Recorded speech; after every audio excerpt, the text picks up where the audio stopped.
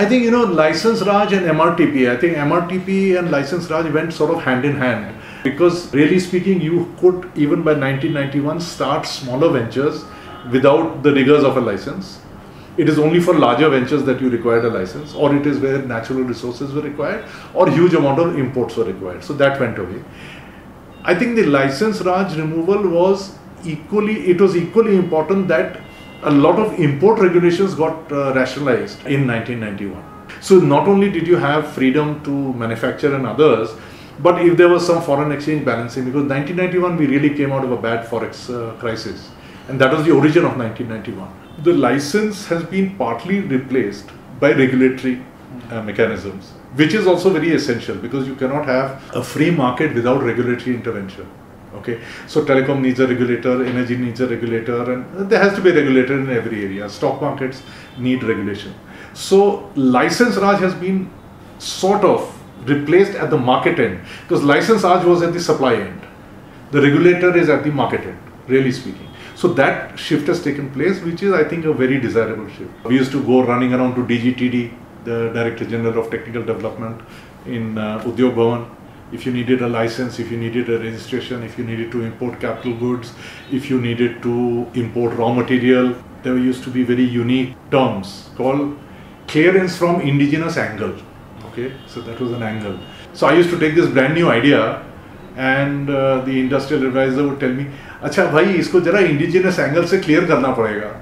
And I used to say, "Sir, ये हिंदुस्तान में बनता ही नहीं है, तो आप क्या clear करोगे?"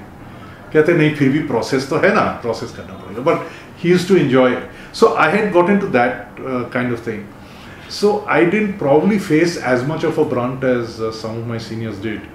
But every area that I went into, whether it was, for example, today you cannot launch a new company without a track record into the stock market.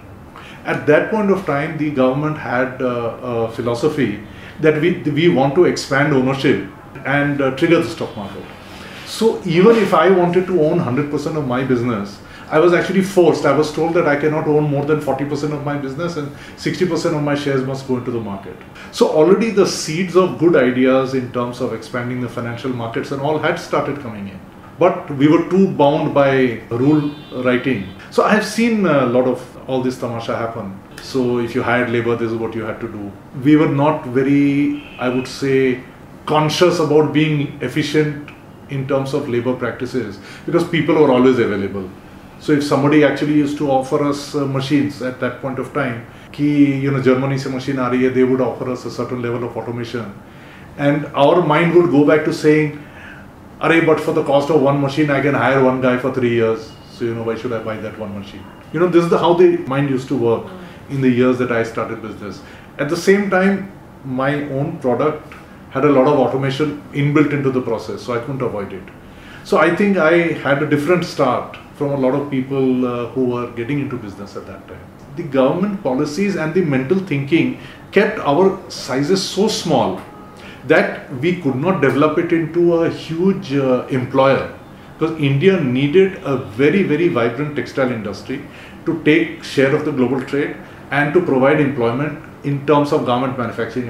Now I think we are too late in the race, because our costs of labors have gone up and all the other low-cost countries have taken it away.